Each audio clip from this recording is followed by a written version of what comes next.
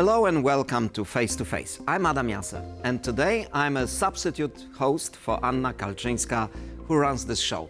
Today we will take a closer look at how President Trump's decision to suspend foreign aid is affecting Ukraine and other countries in Central and Eastern Europe. We will also look at events in Serbia, where a new grassroots movement has mounted the biggest challenge yet to strongman President Aleksander Vučić. To discuss these and other topics, I'm joined by Michał Broniatowski, Editor-in-Chief of TVP World. Michał, great to have you. Thank you very much. President Trump and his Foreign Secretary, Marco Rubio, have effectively frozen all the US funds supporting civil society. You don't need this adjective effectively. They simply froze them. And I must say, in a rather brutal way, I had a chance to see a notification which was sent to TVP about cutting support for one of the programs of our Belarusian language channel, Belsat. And it just said that as of today, we cut all support to your station without giving, the length of this suspension, deadline, whatever. And it also orders, I'll quote here, the recipient must stop all work on the program and not incur any new costs after the effective date cited above. I mean, today. So now. It's affects thousands of people in the world. But because we are concerned mostly with this part of Europe, it first of all concerns people who are publishing independent media, journalists from Belarus and Russia.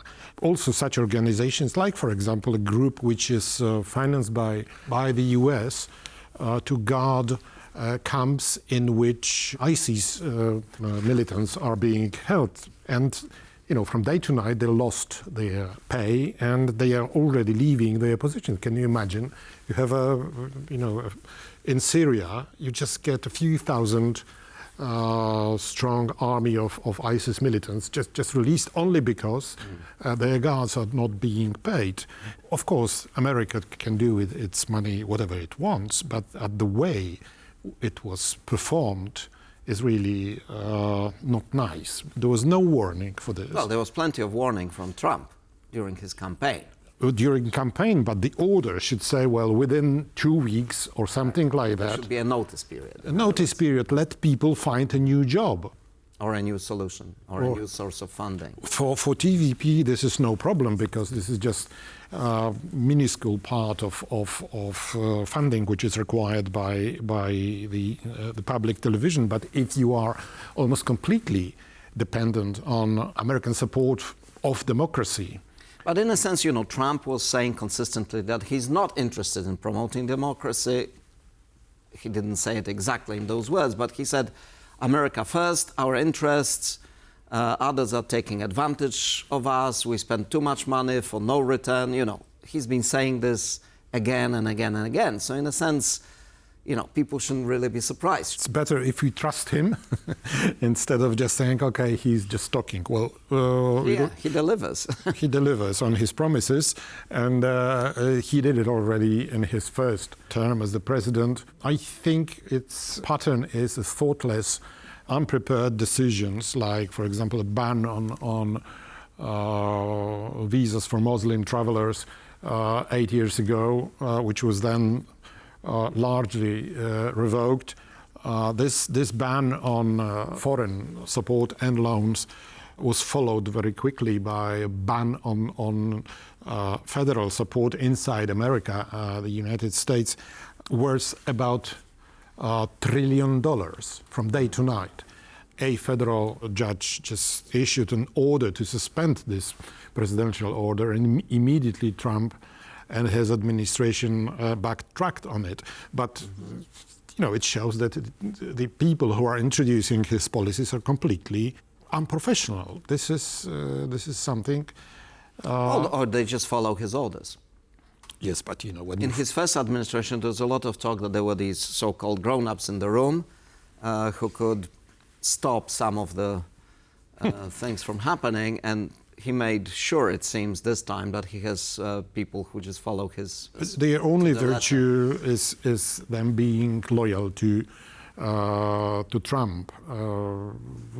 We can also see this in interviews in the Senate, where Mrs. Tulsi Gabbard, who is supposed to get the job of the head of all the intelligence community in the United States, shows in her responses that she simply cannot tell Syrian criminals from Syrian democratic fighters. She wouldn't confirm that Snowden was a Russian spy, things like that. The person which is going to be responsible for American spies. Is there any chance that the Senate and the Congress in general can play a mitigating role in all of this, or do you get the impression that they're just folding and letting Trump do whatever he wants? Well, they already approved a highly controversial post for Defense Secretary, Mrs. Hexet. They did it. It was the first time that the vice president had to break the deadlock. Because, in this administration? Yeah. Well, in history, apparently, on Senate nominations. On Senate nominations, because there have been other of course. cases of... And when there's 50-50 in the Senate, then the vice president intervenes, he's in fact in charge of Senate. Okay, so this obviously is going to do damage to America's reputation abroad. We see already some effects of this when it comes to Greenland. Mr. Trump's refusal to exclude taking it by military force has caused a fall in popularity of America in Denmark, which used to be the staunchest ally, one of the staunchest allies, US allies in Europe. So an opinion poll this week showed that about 80% of Danish people think, first of all, they shouldn't be selling Greenland to Trump. But on top of that, this opinion poll also showed that Danes perceive America as a bigger threat than Iran and North Korea. Because indeed it is at the moment. He's openly threatening that he will take over part of the Danish territory.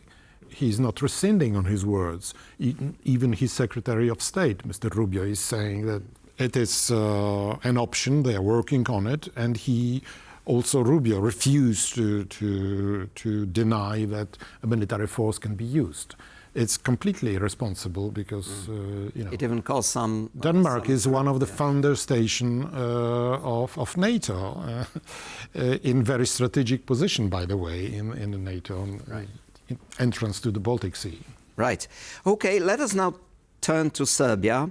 TVP World was the only international TV station on the ground covering the protests. And we have a correspondent now there as well, because these protests are ongoing. What should we know about this, and where does it go? We don't know where does it go. We can only look at some similar situations in Europe. In the last few years, we remember the Maidan revolution, the revolution of dignity in Ukraine, which removed Russian puppet from power and created really the modern Ukrainian state, which is about to enter European Union and NATO. But it was started by students who were outraged about politics of then President Yanukovych. Here we see again students which are outraged about lack of perspectives. But real detonator of this event was this tragic catastrophe at the railway station in Novi Sad, where several people died. And it was the first case where corruption resulted in bloodshed. I think this is something which infuriated Serbian students. And they are now marching on Belgrade, the capital of Serbia, and they are being joined by many professional organizations. Yes, the first cracks are appearing in the government party in President Vucic's hold on the country. The interesting thing we heard, which was surprising to me in some sense, was that actually President Vučić, who's been in power for 12 or 13 years now, since first as Prime Minister, 2017. That actually the constitution, the Serb constitution, doesn't give him the power that he actually wields. He's just supposed to be a ceremonial president. The real power should be with the government and parliament. But for the past 10 years, he's been basically ruling the country according to his will. And the students are saying, you know, you can stay president, but we want a proper government which is accountable, which is free of corruption, and you can still cut ribbons. Yes, and his reply to it was to remove the prime minister, who appeared to be just his puppet, a person to be removed to show people his will for change. And that's why the students are not buying it. Exactly. They're saying we will continue our protest because we want real change. One surprising thing in these protests was how muted the reaction from Europe was. Are you surprised? I am surprised because it's an EU candidate country. It's being monitored very closely on progress in negotiations and rule of law reforms and so on and so forth. And suddenly Europe, nothing. Only on Thursday, a Commission spokesman at a regular briefing said, oh, you know, dialogue is needed and reforms need to accelerate. Exactly. A normal speech. Well, they could have said, we express our concern. Of course they are concerned. But, you know, Serbia is not as advanced as, for example, Ukraine or Moldova in accession. Even though it started much earlier, I think in 2012, you know, because of their continuous leaders of Serbia were showing more liaisons with Russia and than with the European, with the rest of Europe. So this behavior of Belgrade created some sort of an annoyance in Brussels, which was, I would say, followed by relief. If they are so bad partners, don't bother about them. Leave them to Russia. There is not very big appetite in Brussels to after the war, expand. After the Russian aggression on Ukraine, that changed. And European politicians, European politicians from Chancellor Scholz, Ursula von der Leyen, Prime Minister Tusk of Poland, they all went there, met Vučić, and, you know, sort of tried to encourage him to stay on the European path. So why are they now all silent? You know, they were not vocal in the past, even in condemnation of Serbian provocations in Kosovo. It was always very, very muted.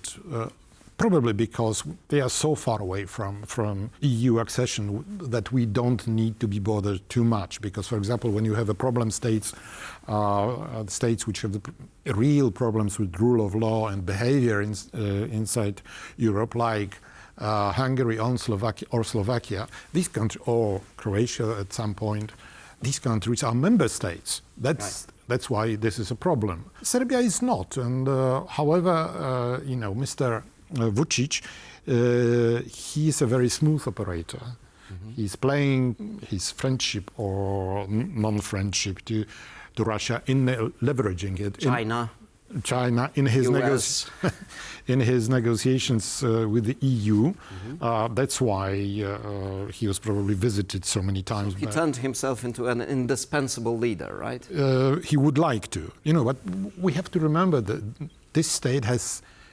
Serbia has a history of very, very close ties to Russia. When Milosevic was the president of Serbia, it was a Yugoslav federation at that time. His brother Borislav, when he was in Moscow, he was so pro-Russian that he proposed Serbia to join the union state of Russia and Belarus.